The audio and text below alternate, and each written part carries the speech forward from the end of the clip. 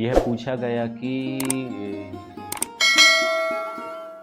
भगवान विष्णु ने जब अवतार लिया नरसिंह रूप में, तो वह उन्होंने अपने स्वार्थ के लिए नहीं लिया, क्योंकि कुछ लोग जो हैं उनका ही उदाहरण देते हैं कि यदि मांस मदिरा का सेवन करते हैं तो भगवान शिव का उदाहरण देते हैं मदिरा पान में, और यदि मांस का सेवन करते हैं तो भगवान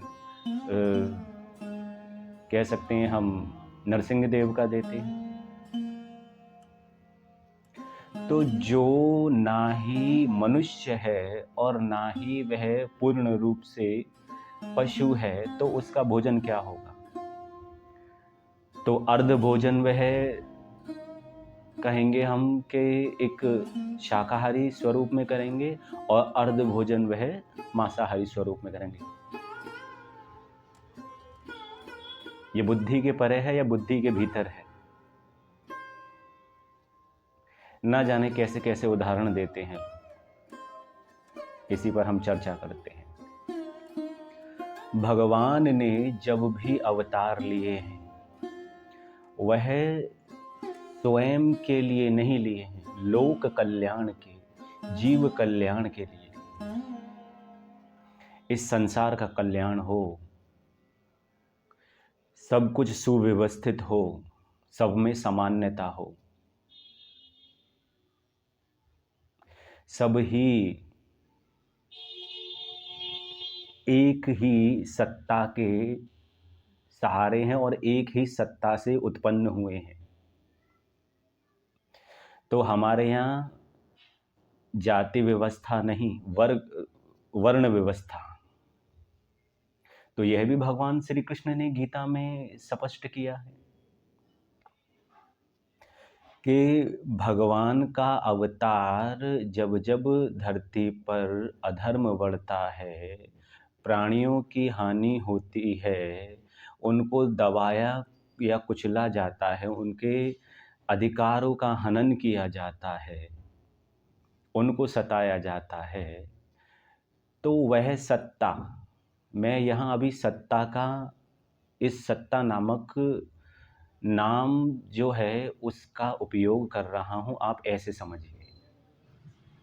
तो वह सत्ता अपने स्वरूप को रचती है। कब? समय समय पर, जब जब अधर्म बढ़ जाता है। तो भगवान तो स्वयं गीता में कह रहे हैं, यदा यदा ही धर्मस्य ग्लानिर्भवतिर्भारतः अभ्युत्थानमधर्मस्य तदात्मानं सृजाम्यहम् परित्राणाय साधूनां विनाशाय च दुष्कृतां धर्म संस्थापनार्थाय संभवामि युगे युगे। जब जब धर्म की हानि होती है, मैं तब तब अपने स्वरूप को रचता हूं, अर्थात वह सत्ता।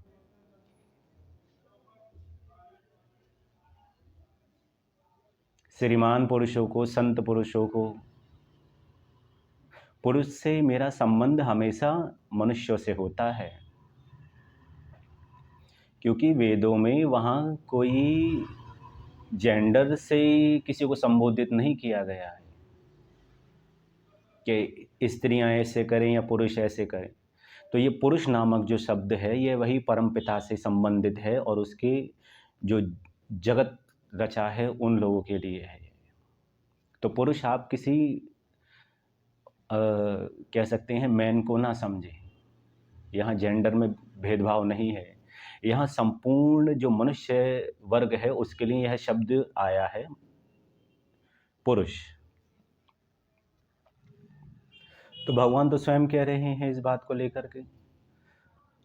और जब भगवान ने यह देखा कि देखिए कितनी बुद्धिहीनता है। मैं एक होली के ऊपर में जब मैंने एक वीडियो बनाया था, तो इसमें मैंने बोला था कि जो झांसी, जो बुंदेलखंड है हमारा, तो झांसी नामक जो ज़िला है, वहाँ एरच नाम का एक क्षेत्र है, जगह है, वह किसी समय में हिरण्यकशिपु की राजधानी, उसके राज्य की राजधानी हुआ करती थी।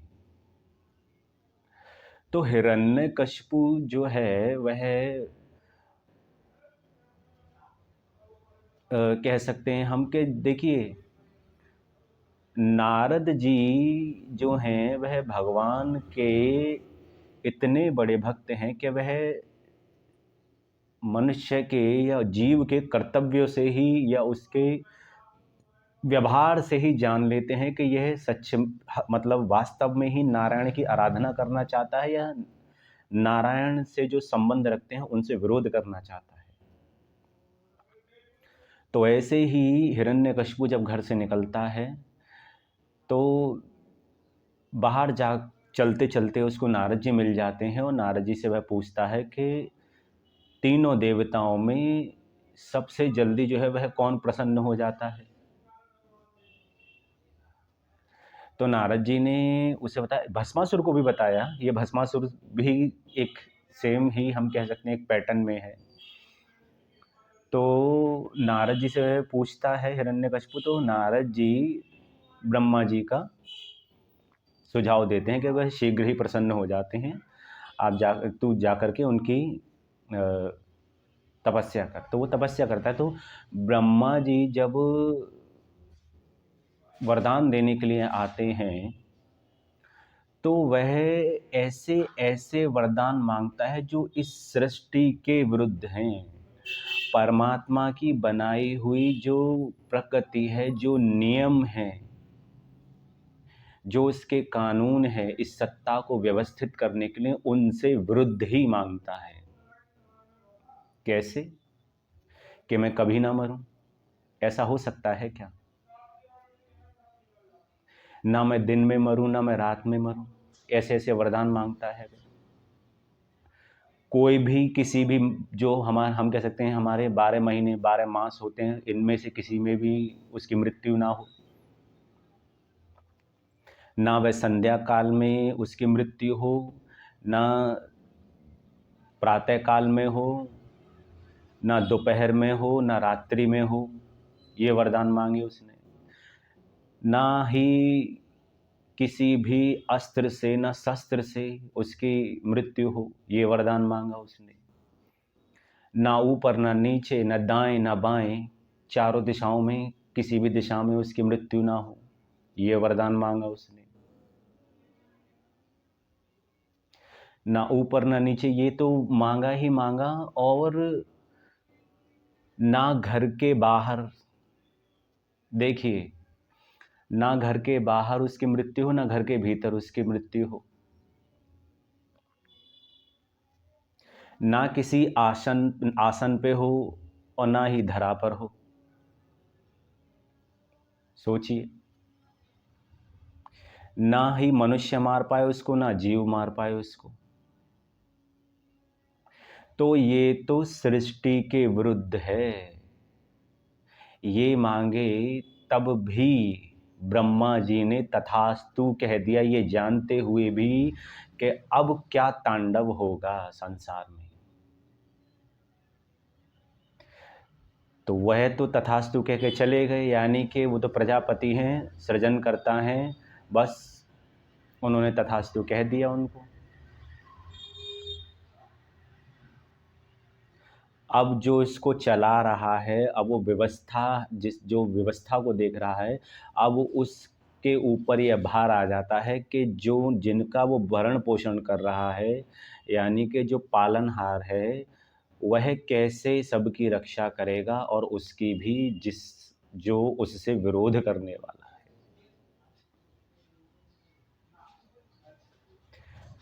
तो वह आकर के वरदान लेकर के यह कहता है कि क्योंकि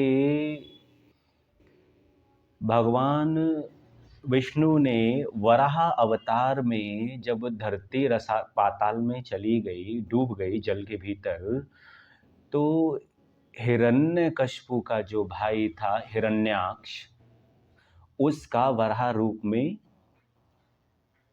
वध किया था और धरती को पुनः स्थिर किया। उसी का वैर लेने के लिए यह हिरण्यकशिपु जो है वह ब्रह्मा जी की साधना करता है। और उनसे वर मांग लेता है। और भगवान विष्णु का, नारायण का यह विरोधी हो जाता है। तो ऐसे ऐसे वरदान इसने मांगे और फिर समस्त अपनी प्रजा से और जो भी इसके राज्य में और जहाँ तक इसका राज्य था, जहाँ जहाँ ये गया, इसने केवल यही कहा कि मैं ही ईश्वर हूँ, मैं ही सर्वशक्तिमान हूँ, मेरी ही पूजा होनी चाहिए।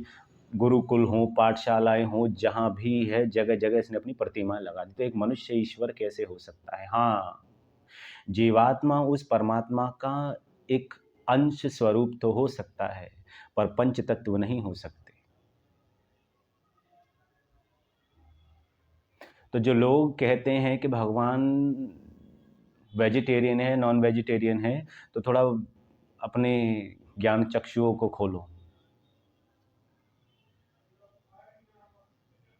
तो भगवान से यह विरोध करने लगा और इसी के घर में इसकी जो अर्धांगिनी है कयादु, उसके ही गर्भ से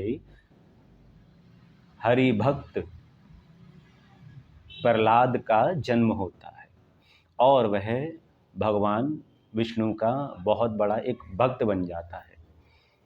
मतलब सोते बैठते उठते खाते पीते नारायण नारायण श्री हरि जपना शुरू कर देता है। लेकिन यह अपने ही पुत्र को इतने इतने कष्ट देता है, इतने इतने कष्ट देता है समग्र संसार को।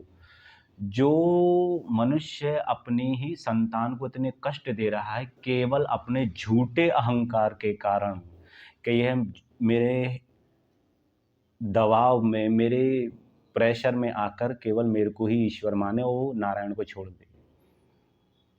तो ये बुद्धिमता थी उसकी, क्योंकि धीरे धीरे उसका काल समीप आ रहा था।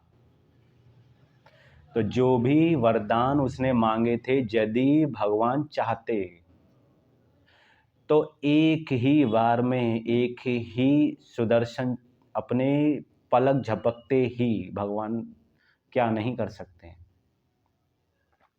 तो चाहते तो उसको एक बार उसमें ही बार में समाप्त कर देते, परंतु नहीं।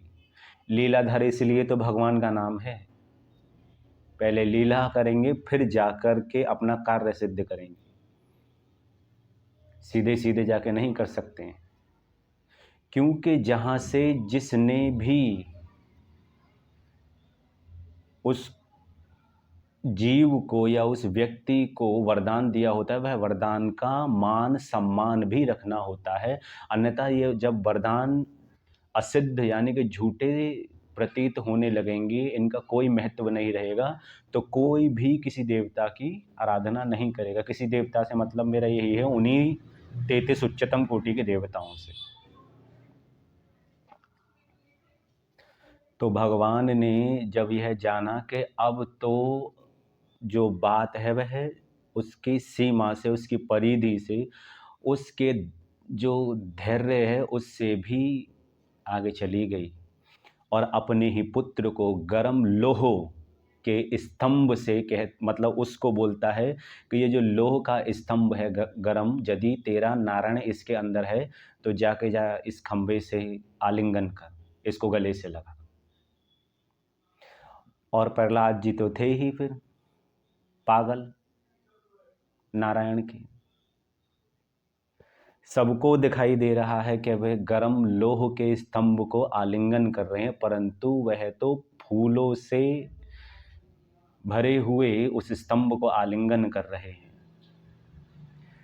तो भगवान जब देखते हैं कि इसके सारे ही अपनी जो सीमाएं हैं वह लांघ दी हैं, वहीं से भगवान ने कि ब्रह्मा जी का जो है वह जो वरदान दिया है वह भी, उसका भी मान सम्मान रहे, वह भी झूठा ना हो और कार्य भी अपना सिद्ध हो जाए।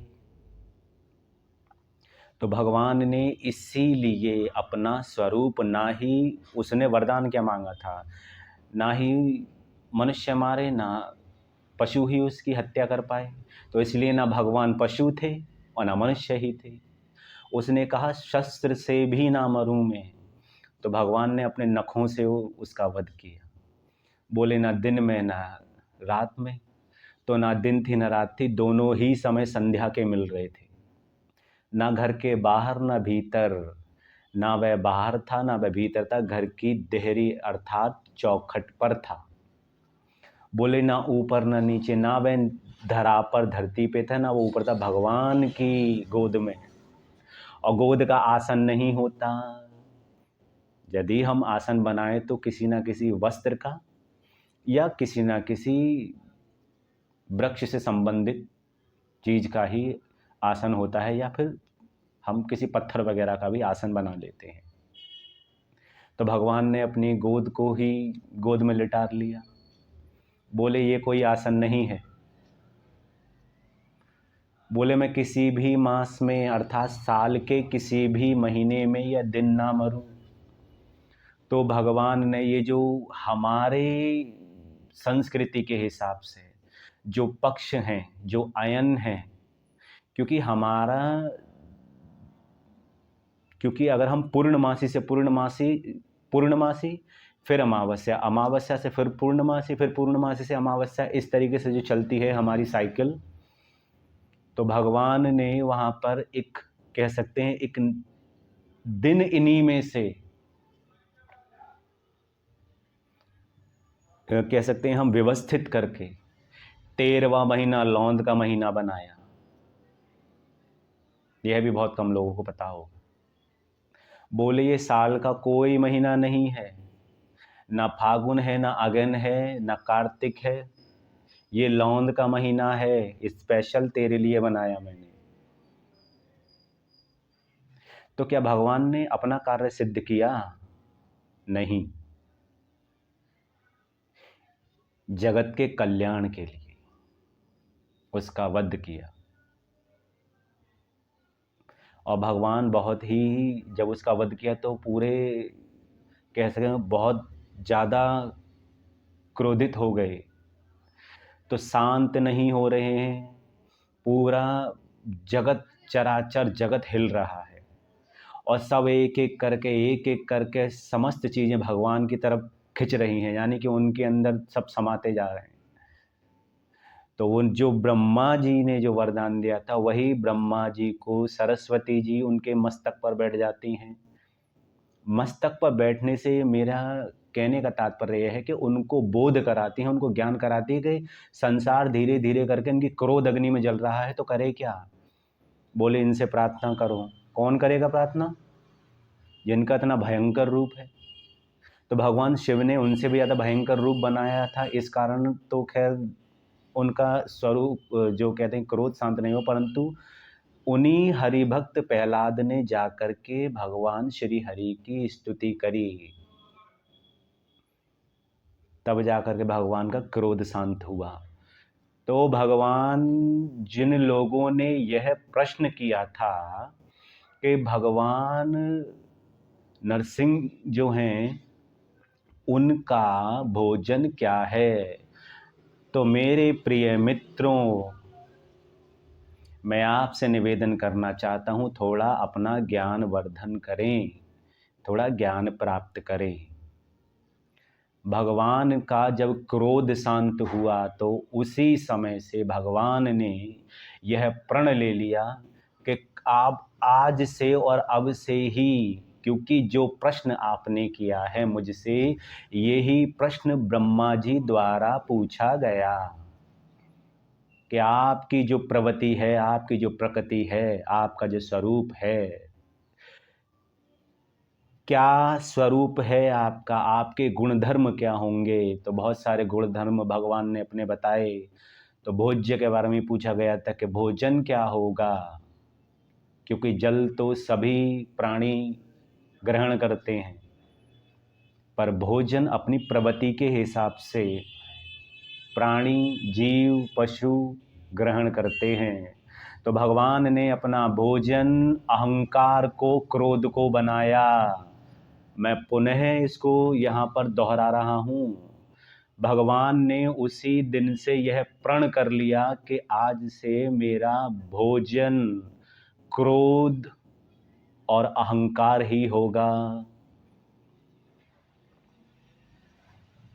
तो जीवात्मा का भी भोजन जो है वह ज्ञान है।